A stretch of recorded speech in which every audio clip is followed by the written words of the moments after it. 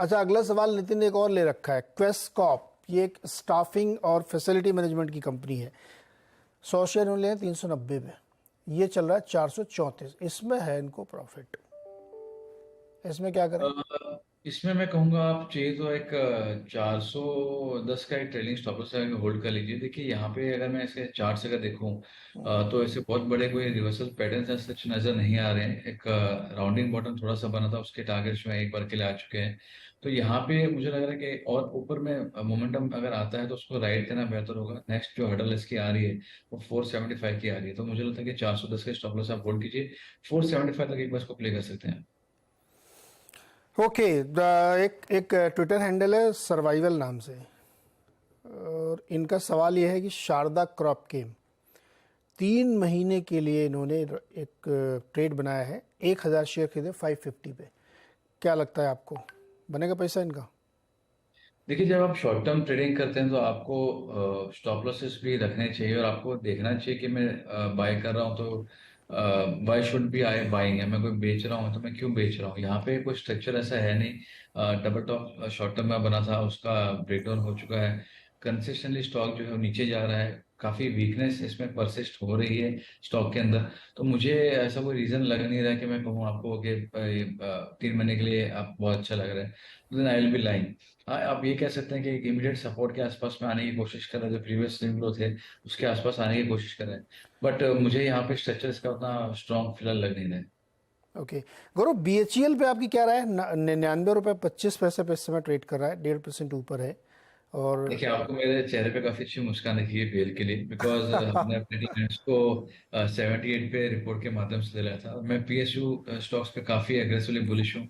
हमने पहले भी चर्चा की है कि I am very bullish across space, चाहे बैंकिंग हो, पावर हो या और दूसरे स्टॉक्स हो। I am very bullish on PSU। यहाँ पे फ्रेश एंट्री तो मैं सलाह नहीं दूंगा मैं, लेकिन जो मेरे टारगेट्स है वो काफी बड़े टारगेट्स हैं। इमीडिएट टर्म्स में अगर देखा जाए तो 120-25 के लेवल आपको देखने मिल सकते हैं। किसी को अगर फ्रेश एंट्री करनी है तो मुझे लग रहा है कि 92-93 के जो लेवल्स हैं वहां पे एक फ्रेश ब्रेकआउट शॉर्ट टर्म में देखने मिला था। वहां पे अगर आता तो आप बाय कीजिए, और यहाँ पे है तो बिल्कुल होल्ड कर सकते हैं। और अगर इसको रियल में अगर प्ले करना है, इसका रियल पोटेंशियल अगर देखना है तो आप इसमें होल्ड कीजिए 1.5-2 साल के लिए। हमने जो रिपोर्ट्स में टारगेट दिए हैं, ऐसा डिस्क्लेमर, वो है 230 के, और हमने 70 पे बाय करा था। मुझे लग रहा है कि काफी मेजर इसमें रिवर्सल्स देखने मिले हैं। तो गौरव नए PSU बुल बन गए हैं। सारे PSU शायद अच्छे लगते हैं इनको। बैंक वाले तो बता ही दिया कि छोटे छोटे जो मिड कैप सरकारी बैंक हैं उसमें बड़ी तेजी है, लेकिन 1-2 साल के लिए होल्ड करिए, BHEL में रहे। अगला सवाल है नितिन मिश्रा का, इटावा उत्तर प्रदेश से। नितिन बताइए क्या सवाल है। नितिन, आवाज आ रही है हेलो। आपको? हाँ बताइए, सवाल बताइए आ रही सर। है सर। गुड बताइए। Morning sir. Good morning. Sir मेरे पास बंधन बैंक है, 312 पे खरीदे हैं 250 शेयर, और मेरी दो क्वायरी हैं। एक क्वायरी है क्विस कॉर्प के लिए, जिसमें 100 शेयर खरीदे हैं 390 रुपीज पे।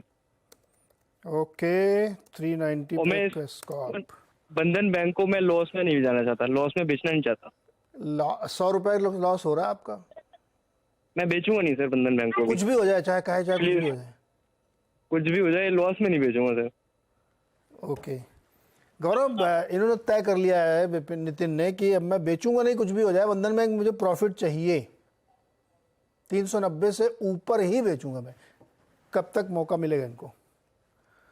देखिए फिलहाल स्ट्रक्चर इसका वीक है, और एक रेंज में डाउनवर्ड चैनल में ट्रेड कर रहा है। तो बोलना मुश्किल है, और जैसे इन्होंने कहा है कि मैं लॉस बेचूंगा नहीं, तो फिर एक राय भी बनती नहीं कि अगर मैं कह दूं यहाँ पे स्ट्रक्चर वीक है आप एग्जिट कर लो, तो वो ये करेंगे नहीं। तो मेरे हिसाब से बंधन पे इतना डिस्कस करने का मतलब है नहीं। आप होल्ड कीजिए। पिछले अगर मैं 2020 से देखूं तो ओवरऑल स्ट्रक्चर एक रेंज का ही रहा है, दायरे में ही रहा है यहाँ पे 2-3 साल से।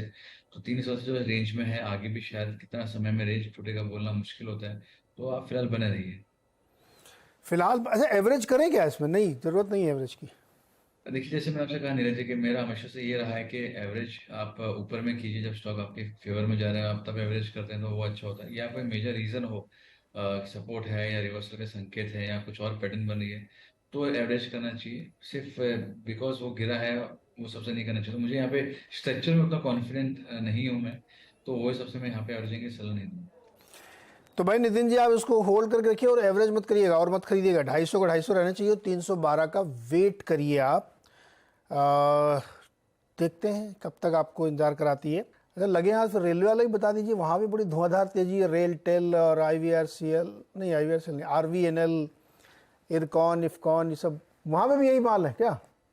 जी बिल्कुल। तो आपने अपने क्लाइंट्स को फिलहाल रेलवे थीम में ट्रेडिंग करा था और मेजरली हमने प्रॉफिट बुक करवाया था, लेकिन यहाँ पे भी अच्छा लगा। तो यहाँ पे दो चीजें हैं। जो मेजर स्टॉक्स आपने जैसे कहा, RVNL है, IRFC है, अर्कॉन है, RITS राइट्स है, तो हमने इस पे सब में रेलटेल है, यहाँ पे हमने बाय करवाया है, अच्छे खासे क्वांटिटी बुक कर लिया, 10% तुरंत मिल गया था। इसमें कस्टम इंडेक्स बनता है, ये 5 स्टॉक मिला के।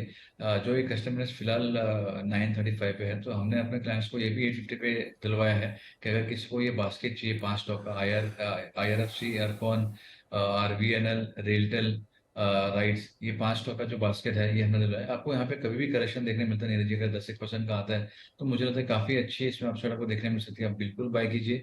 और एज पर रिलेटिव यहाँ पे मुझे स्ट्रक्चर जो है काफी बड़ा लग रहा है, काफी बड़ी अपसाइड लग रही है, और यहाँ से नया ट्रेंड की आगाज भी हो चुका है। तो मुझे लग रहा है कि अगर किसी का नजर 2 साल का है तो ये बास्केट में एक्सपोजर होना चाहिए। TW हमने क्लाइंट्स को काफी पहले दिला था 180 में, 3 गुना मिला, हमने पूरा एग्जिट कर दिया, उसके बाद में और चला है, बट अभी फिलहाल उसका पोजीशन हमारा नहीं है। ये 5 स्टॉक जो है रेलवे के, मुझे लग रहा है कि ये बास्केट का एक्सपोजर एक बार होना ही चाहिए। एक्चुअली PSU में बड़ी तेज़ी है, जिधर नज़र डालो उधर ही है। SJVN को आप देखिए, क्या SJVN और NHPC का भी एक बास्केट बन सकता है क्या? उसमें NTPC भी बना लें अगर हम, ऐसा कोई बास्केट बन सकता है क्या? ठीक है। SJVN अगर देखा जाए तो यहाँ पे नहीं, ये एक स्टॉक है जो मेरा मिस हो चुका है। काफी वॉल्यूम अच्छी थी, ब्रेकआउट्स थे, 38 के आसपास में अच्छे इसके ब्रेकआउट थे, बट वीकली क्लोज में इसमें चाहिए था, तो वो कंफर्मेशन का वेट किया, उसमें स्टॉक भाग गया, फिर वापस से रीअटेम्प्ट किया नहीं उसने स्टॉक नीचे। तो यहाँ पे फ्रेश एंट्री की मैं सलाह नहीं दूंगा, लेकिन हाँ अगर कोई गिरावट अगर देखने मिलती है और स्टॉक जो है 45-46 के आसपास में आता है, तो बिल्कुल उसमें बाय किया सकते हैं, और ये भी आपका पोर्टफोलियो एक PSU का एक बास्केट आपका हो सकता है। वहीं अगर मैं NHPC की बात करूं तो यहाँ पे ब्रेकआउट्स में भी हो चुके हैं। यहाँ पे अगर चाहिए आपको तो एक बार इसमें बाय आप कर सकते हैं, काफी अच्छे ब्रेकआउट, स्विंग हाई ब्रेकआउट्स जो हैं फिर लाइफ टाइम हाई के आसपास में चल रहे हैं, तो मुझे लग रहा है कि यहाँ पे भी बाय कर सकते हैं, लेकिन पूरी क्वांटिटी मत कीजिए। आपको अगर 100 शेयर लेने हैं तो आप प्राइमली 40-50 लीजिए, फिर कोई करेक्शन अगर आपको देखने मिलता है 42-43 के आसपास में, तो रिमेनिंग क्वांटिटी आप वहां पे ऐड कीजिए। 3 महीने में 63% SJVN और NHPC 12%। क्या PSU में ज़बरदस्त तेजी बनती है। ये देखिए 63% SJVN और 57-58, पहले 20-22 रुपये भी ये टहलता रहता था, कोई पूछता नहीं था इसको, आज जलवे हैं इनके। तो अब गौरव नए PSU बुल हैं, और हर बुधवार को गौरव जी हमें PSU के बारे में जानकारी दिया करेंगे, जैसे आज इन्होंने बहुत सारे PSU स्टॉक्स पे बातचीत की। गौरव, बहुत शुक्रिया जुड़ने के लिए और दर्शकों की मदद करने के लिए। बता दें कि मनी कंट्रोल पर दिए गए विचार एक्सपर्ट्स के अपने निजी विचार होते हैं। वेबसाइट या मैनेजमेंट इसके लिए उत्तरदायी नहीं है। यूजर्स को मनी कंट्रोल की सलाह है कि कोई भी निवेश निर्णय लेने से पहले सर्टिफाइड एक्सपर्ट की सलाह लें।